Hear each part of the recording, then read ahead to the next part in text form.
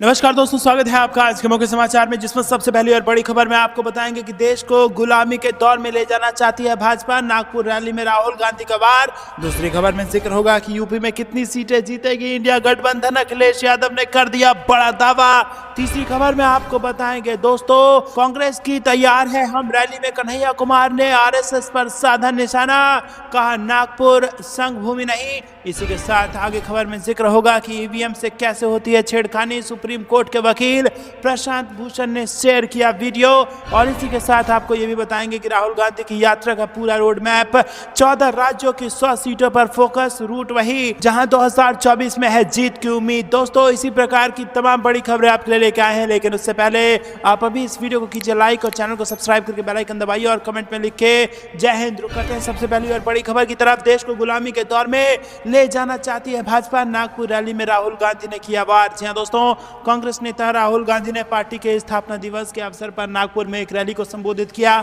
इस दौरान उन्होंने कहा कि देश में आज दो विचारधारा की लड़ाई है, विचार और सत्ता की लड़ाई है। लड़ाई की बुनियाद विचारधारा है। उन्होंने एक भाजपा सांसद का जिक्र करते हुए कहा कि वो कुछ दिन पहले मुझसे लोकसभा में मिले थे।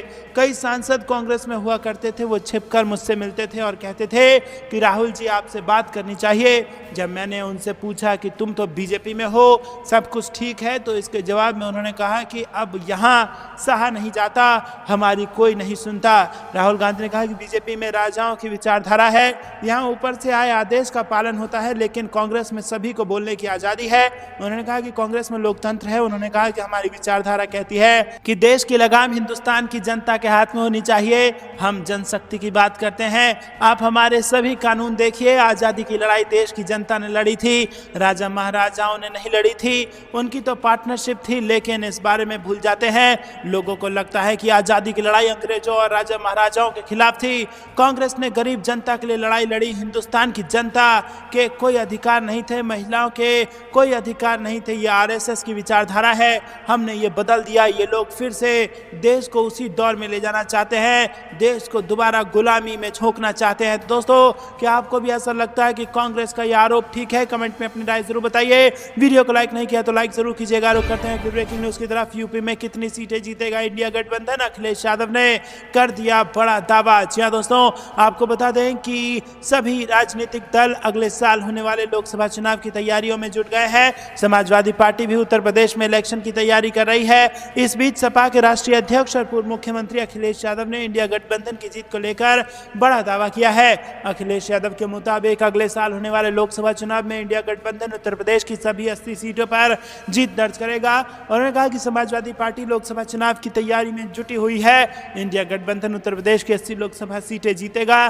पूर्व सीएम ने यह भी कहा कि 80 सीटें जीतकर बीजेपी को सत्ता से बाहर करना है। प्राण प्रतिष्ठा के निमंत्रण पर अखिलेश यादव ने कहा कि बिन बुलाए कोई नहीं जाता, जब बुलाया जाता है तब जाते हैं। और मेरा मानना है कि बिना भगवान की इच्छा के बिना कोई दर्शन करने नहीं जा सकता, बिना इनकी इच्छा के कोई दर्शन नहीं कर पाता। उन्होंने कहा कि हम लोग सुबह से शाम तक भगवान के दर्शन करते हैं। इस दौरान उन्होंने स्वामी प्रसाद मौर्य को भी लेकर जवाब दिया। उन्होंने कहा कि सपा सभी धर्मों का सम्मान करती है और जो धर्म जैसा है उसे वैसे ही स्वीकार करती है। रेसलिंग विवाद को लेकर अखिलेश यादव ने कहा कि जो लोग नारी के सम्मान की बात करते हैं उनको महिला पहलवानों का दुख नजर नहीं आता। पूर्व सीएम ने आरोप लगाते हुए कहा कि बीजेपी सरकार ने महिलाओं से जुड़ी सभी योजनाओं को बंद कर दिया है। उन्होंने कहा कि यूपी सरकार पर निशाना साधते हुए उन्होंने कहा कि आज सबसे ज्यादा अन्याय यूपी में महिलाओं के साथ हो रहा है। सबसे ज्यादा असमानता महिलाओं के साथ बीजेपी शासित राज्य यूपी में हो रहा है। दोस्तों, रुक करते हैं अगली ब्रेकिंग न्यूज की तरफ। दोस्तों, कांग्रेस की रैली में कन्हैया कुमार ने आरएसएस पर साधा जमकर निशाना। जी हां दोस्तों, कांग्रेस नेता कन्हैया कुमार ने राष्ट्रीय स्वयंसेवक संघ पर बड़ा हमला किया। नागपुर में आयोजित है तैयार हम रैली को संबोधित करते हुए राहुल गांधी ने कहा कि जब तक कांग्रेस के कार्यकर्ता जिंदा हैं तब तक नागपुर को दीक्षा भूमि के नाम से जाना जाएगा। कांग्रेस ने अपने 139वें स्थापना दिवस पर नागपुर में रैली का आयोजन किया। कांग्रेस की स्टूडेंट एनएसयूआई के प्रभारी कन्हैया कुमार ने कहा कि जो लोग नागपुर को संघ भूमि बनाना चाहते हैं, मैं उन्हें चुनौती देना चाहता हूं कि जब तक कांग्रेस का एक भी कार्यकर्ता जीवित है तब तक नागपुर को संघ भूमि नहीं बल्कि दीक्षा भूमि के नाम से जाना जाएगा। कांग्रेस की है तैयार हम रैली को राहुल गांधी और पार्टी अध्यक्ष मल्लिकार्जुन खड़गे ने भी संबोधित किया। हालांकि प्रियंका गांधी और सोनिया गांधी का दौरा रद्द हो गया और वो रैली में भाग नहीं ले पाई। जी हाँ दोस्तों, लेकिन आपको बता दें कि कन्हैया कुमार जमकर बीजेपी पर बरसे हैं, आरएसएस पर बरसे हैं। इसी के साथ आपको बता दें कि रैली के आयोजन से पहले मल्लिकार्जुन खड़गे ने कहा था कि कांग्रेस पार्टी अपनी विचारधारा से कभी समझौता नहीं करेगी, पार्टी अपनी विचारधारा से ही आगे बढ़ेगी और हम नागपुर में लोगों को यही संदेश देना चाहते हैं। तो दोस्तों, क्या आपको भी ऐसा लगता है कि नागपुर आरएसएस की भूमि नहीं बल्कि ये किसी संघ की भूमि नहीं है और ये कांग्रेस के विचारधारा की दीक्षा भूमि है? तो कमेंट में अपनी राय जरूर बताइए। वीडियो को लाइक नहीं किया तो लाइक जरूर कीजिएगा। रुक करते हैं अगली ब्रेकिंग न्यूज की तरफ, जिसमें आपको बता दें कि ईवीएम से हो सकती है छेड़खानी। सुप्रीम कोर्ट के वकील प्रशांत भूषण ने शेयर कर दिया वीडियो। जी हां दोस्तों, आपको बता दें कि चुनाव चाहे विधानसभा के हो या लोकसभा के ईवीएम पर लगातार सवाल बार बार उठते जा रहे हैं। विपक्ष हर बार हार का ठीकरा ईवीएम पर ही फोड़ता है, चाहे वो बीजेपी रहा हो या फिर कांग्रेस। हाल ही में 5 राज्यों में हुए विधानसभा चुनाव में 4 राज्यों में कांग्रेस को हार का सामना करना पड़ा है, जिसके बाद कांग्रेस ने फिर से ईवीएम पर सवाल उठाए हैं। वहीं हाल ही में कांग्रेस नेता सैम पित्रोदा ने ईवीएम में हैकिंग को लेकर बड़ा खुलासा करने का दावा किया है। लेकिन इस बीच सुप्रीम कोर्ट के वकील और सामाजिक कार्यकर्ता प्रशांत भूषण ने एक वीडियो शेयर कर खलबली मचा दी है। जी हाँ दोस्तों, आपको बता दें कि यहाँ पर बड़ी खबर आ रही है। प्रशांत भूषण ने जो वीडियो शेयर किया है उसमें एक शख्स ईवीएम से छेड़छाड़ कैसे होता है ये बताते हुए नजर आ रहा है। प्रशांत भूषण ने इस वीडियो को शेयर करते हुए लिखा कि खुद देख लीजिए जिस तरह से ईवीएम और वीवीपैट मशीनों में छेड़खानी हो सकती है। सिंबल लोडिंग के समय जो प्रोग्राम डाला जाता है उस समय इस तरह से किया जा सकता है। इसलिए ज्यादा देश और बांग्लादेश भी वापस पेपर बैलेट की तरफ चले गए। पहले भाजपा के लोग भी पेपर बैलेट की मांग करते थे और अब सत्ता में आने के बाद क्यों बदल गए?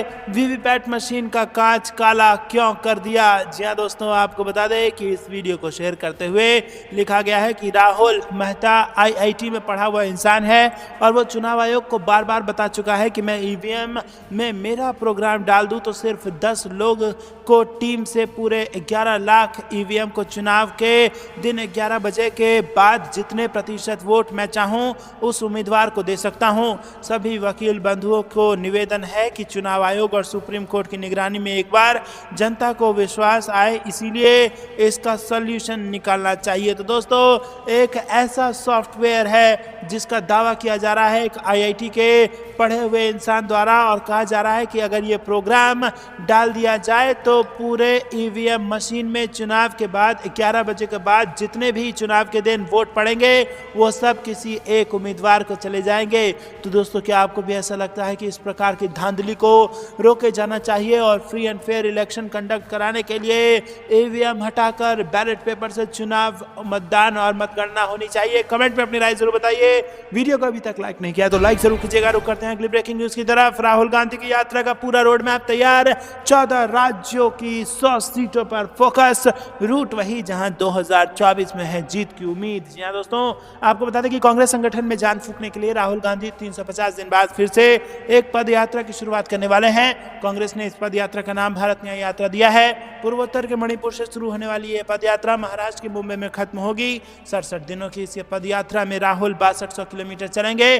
कांग्रेस संगठन महासचिव केसी वेणुगोपाल के मुताबिक पार्टी अध्यक्ष मल्लिकार्जुन खड़गे यात्रा को हरी झंडी दिखाएंगे और यात्रा का मुख्य उद्देश्य आम लोगों को राजनीतिक, आर्थिक और सामाजिक न्याय दिलाना है। 14 राज्य और 85 जिलों से गुजरने वाली इस पद यात्रा का आधिकारिक रोड मैप कांग्रेस ने अभी तक जारी नहीं किया है, लेकिन पार्टी सूत्रों का कहना है कि यात्रा का रोड मैप लोकसभा चुनाव के मद्देनजर बनाया गया है।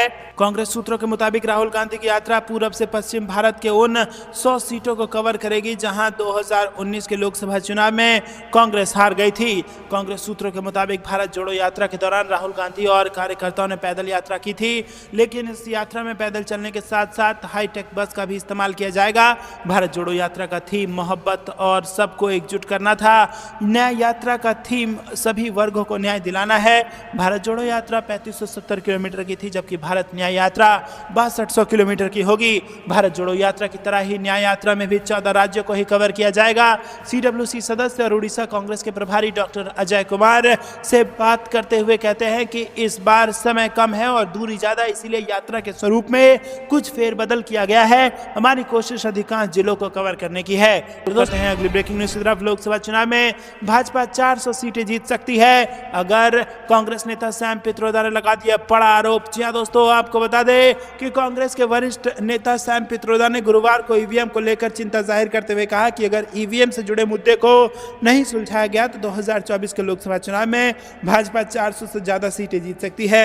एक इंटरव्यू में सैम पित्रोदा ने कहा कि 2024 का लोकसभा चुनाव भारत की किस्मत का फैसला करने वाला होगा।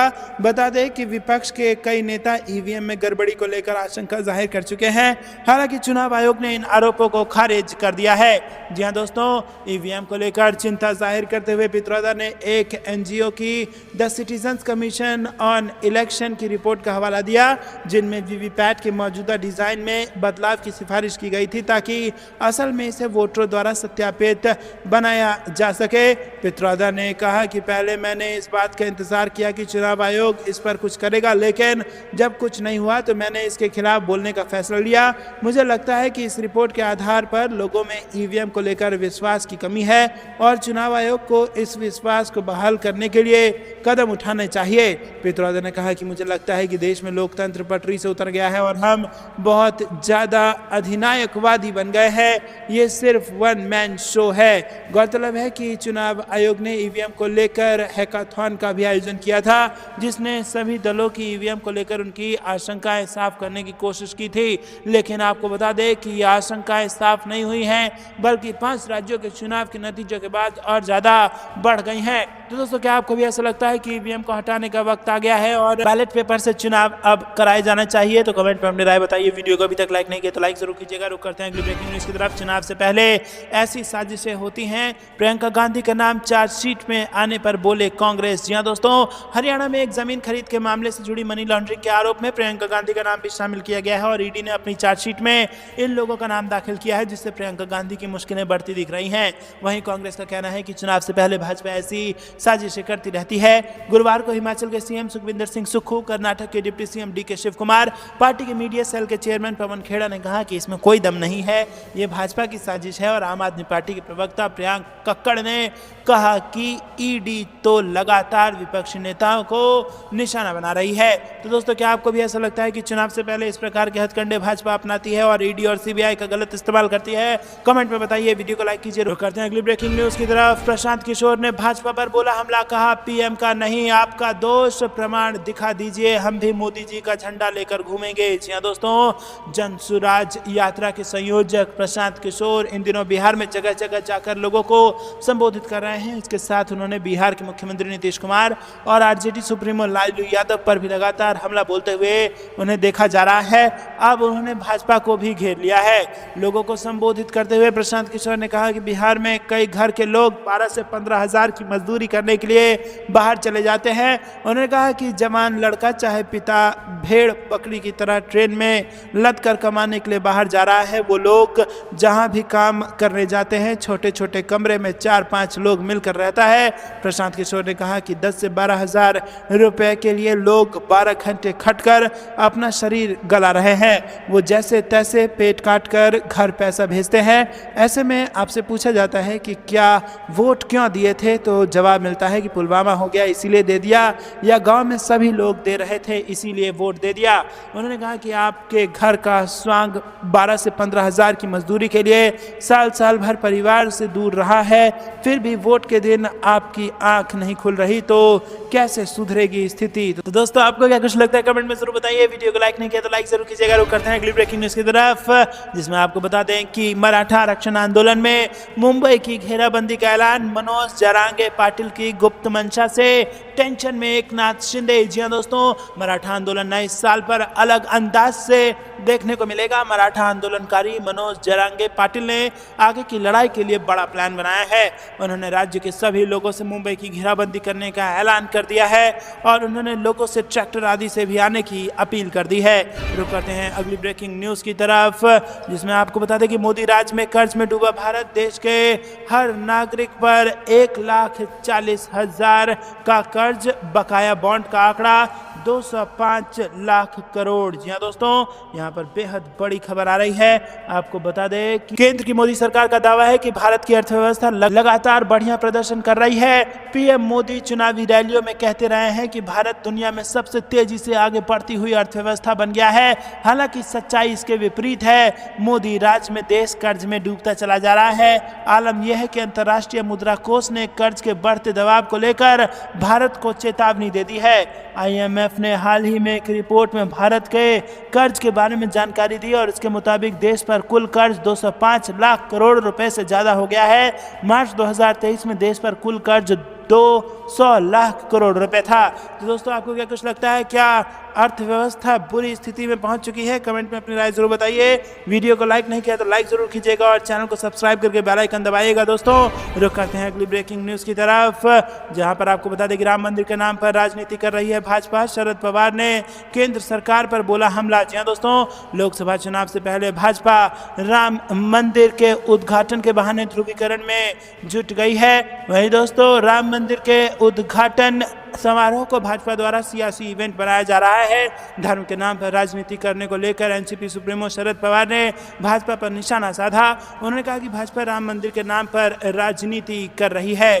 दोस्तों, शरद पवार ने कहा कि भाजपा के पास लोगों का समर्थन पाने के लिए कोई ठोस आधार नहीं है, इसलिए ऐसा लग रहा है कि भाजपा राम मंदिर का इस्तेमाल करके लोगों को बांटने की कोशिश कर रही है। ये समझ नहीं आ रहा है कि भाजपा इस मुद्दे को राजनीति के लिए या व्यावसायिक मतलब के लिए इस्तेमाल कर रही है। हालांकि हम खुश हैं कि मंदिर बन रहा है जिसके लिए बहुत लोगों ने दान किया है। राम मंदिर के राजनीतिकरण पर विपक्ष के कई अन्य नेताओं ने भी हमला बोला है। CPIM के पोलित ब्यूरो की सदस्य वृंदा करात ने मंगलवार को कहा था कि उनकी पार्टी राम मंदिर के उद्घाटन में शामिल नहीं होगी क्योंकि ये धर्म का राजनीतिकरण करने के लिए किया जा रहा है। रुक करते हैं अगली ब्रेकिंग न्यूज की तरफ। जेडीयू में फूट को तेजस्वी यादव ने बताया बेकार की बात, कहा हर पार्टी करती है बैठक, उड़ाई जा रही है अफवाह। जी हां दोस्तों, जेडीयू की 29 दिसंबर को होने वाली राष्ट्रीय कार्यकारिणी की बैठक में बड़े परिवर्तन की अटकलों के बीच आरजेडी सुप्रीमो लालू यादव के छोटे बेटे और डिप्टी सीएम तेजस्वी यादव ने बड़ा बयान दिया है। उन्होंने कहा कि जेडीयू में टूट की खबर बेकार की बातें हैं, कितनी बार सफाई दी जा चुकी है। खुद नीतीश के मंत्री विजय चौधरी ने पार्टी के अध्यक्ष पद से ललन सिंह के इस्तीफे की बात को बेबुनियाद बता चुके हैं, लेकिन इसके बाद भी लोगों को नहीं मानना है तो ना माने और 2 दिन की खुशी न्यूज चलाने का क्या मतलब। तेजस्वी यादव ने पत्रकारों से बातचीत के दौरान कहा कि हर पार्टी के राष्ट्रीय स्तर पर बैठक होती है, कार्यकारिणी होती है। हम लोगों की पार्टी आरजेडी का भी दिल्ली में खुला अधिवेशन हुआ था, वैसे ही जेडीयू की बैठक हो रही है। ऐसे में लोगों को तूल देना है तो दे, ये सब फालतू की बातें हैं और महागठबंधन सरकार की कामयाबी को ढकने के लिए ऐसी अफवाहें फैलाई जा रही हैं। रुक करते हैं अगली ब्रेकिंग न्यूज की तरफ, जिसमें आपको बता दें कि राम मंदिर पर संजय राउत का बड़ा बयान, प्राण प्रतिष्ठा कार्यक्रम को बताया पॉलिटिकल इवेंट। जी हां दोस्तों, शिवसेना के राज्यसभा सांसद संजय राउत ने राम मंदिर की प्राण प्रतिष्ठा को भाजपा का पॉलिटिकल इवेंट बता दिया है। उन्होंने कहा है कि भाजपा के पॉलिटिकल इवेंट खत्म होने के बाद हम लोग राम मंदिर का दर्शन करेंगे। उन्होंने आगे कहा कि बीजेपी का अयोध्या में प्रोग्राम चल रहा है। रामलला की प्राण प्रतिष्ठा में निर्माण देने वाली बीजेपी कौन होती है। उन्होंने कहा कि हम लोग और शरद पवार निमंत्रण के इंतजार में नहीं हैं और हम लोग बाद में जाएंगे। प्रभु राम की नगरी अयोध्या में रामलला के गर्भगृह निर्माण कार्य लगभग पूरा हो चुका है। 22 जनवरी 2024 को मकर संक्रांति के बाद सूर्य के उत्तरायण होने पर 12:20 पर मंदिर में रामलला की प्राण प्रतिष्ठा की जाएगी और इस कार्यक्रम में प्रधानमंत्री मोदी भी शिरकत करेंगे और बताया जा रहा है कि रामलला की पहली आरती पीएम मोदी ही उतारेंगे। रुक करते हैं अगली ब्रेकिंग न्यूज की तरफ। यूपी में बीजेपी की सेफ सीटों पर भी बढ़ी मुश्किलें, दिग्गजों के लिए गढ़ बचाना चैलेंज, लिस्ट में कई मंत्री। जी हां दोस्तों, आपको बता दें कि उत्तर प्रदेश में आगामी चुनाव को लेकर बीजेपी हर स्तर पर अपनी तैयारी को पुख्ता करने में लगी हुई है। पार्टी ने हर सीट पर अपने विस्तारक लगा रखे हैं और कई सीटें, हारी हुई सीटों पर केंद्रीय पर्यवेक्षक भी तैनात हैं। पार्टी की अब चुनौती सेफ सीटों पर भी बढ़ गई है। इसका खुलासा सर्वे के आधार पर किया हुआ है और इस सर्वे के आंकड़े सामने आने के बाद कई दिग्गजों की साख दांव पर लगी नजर आ रही है। रुक करते हैं अगली ब्रेकिंग न्यूज की तरफ। मोदी योगी सरकार में मंत्री नहीं बने ओपी राजभर, अब भाजपा के प्लान बी से भाजपा में उथल पथल मचाने की तैयारी। जी हां दोस्तों, आपको बता दें कि लोकसभा चुनाव में उम्मीदवार उतारने को लेकर सुहेलदेव भारतीय समाज पार्टी ने यूपी की 3 सीटों पर दावा ठोका है। इसमें एक सीट चंदौली भी है और इस सीट को सभी केंद्रीय मंत्री महेंद्र नाथ पांडे, और आपको बता दें कि अब चर्चा है कि ओपी राजभर इस सीट से चुनाव लड़ने का मूड बना रहे हैं। रुक करते हैं अगली ब्रेकिंग न्यूज की तरफ। लालू यादव ने रचा चक्रव्यूह, अब कुछ ही दिन के मेहमान हैं नीतीश कुमार, गिरिराज सिंह का दावा। जी हां दोस्तों, बिहार के मुख्यमंत्री नीतीश कुमार को लेकर केंद्रीय मंत्री गिरिराज सिंह एक के बाद एक कई दावे कर रहे हैं। उन्होंने ये दावा किया कि नीतीश अब कुछ ही दिन के मेहमान हैं, अब सीएम नहीं रहेंगे। लालू यादव ने पूरा चक्रव्यूह रच दिया है। तो दोस्तों, आपको क्या कुछ लगता है, क्या इस प्रकार की अफवाहों से भाजपा बिहार में अपनी जमीन तलाश रही है? कमेंट में अपनी राय जरूर बताइए। वीडियो को अभी तक लाइक नहीं किया तो लाइक जरूर कीजिएगा। रुक करते हैं अगली ब्रेकिंग न्यूज की तरफ।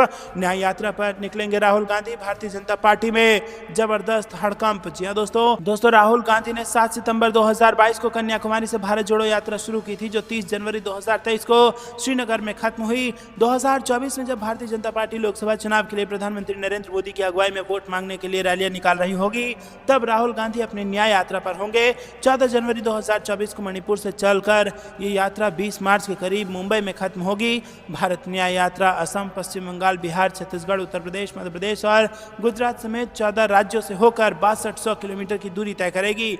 67 दिनों की इस यात्रा की ज्यादातर दूरी बस से तय की जाएगी, वहीं कुछ जगहों पर पदयात्रा भी की जाएगी। भारत जोड़ो यात्रा के बाद राहुल गांधी की भारत न्याय यात्रा से भाजपा